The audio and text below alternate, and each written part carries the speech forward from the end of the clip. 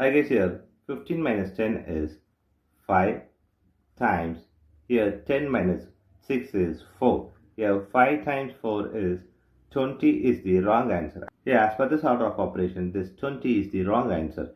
Here we are going to introduce this PEMDAS rule from order of operation. This is a bracket, higher priority, this is the exponent.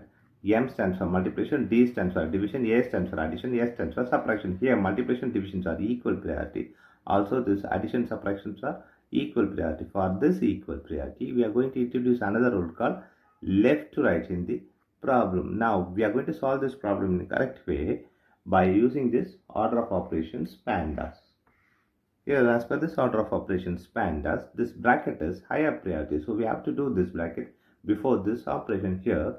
15 minus 10 times, here 10 minus 6 is 4. Here we have subtraction and multiplication.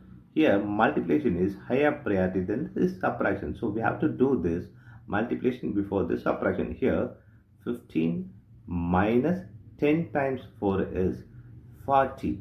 Here 15 minus 40 is negative 25 is the correct answer.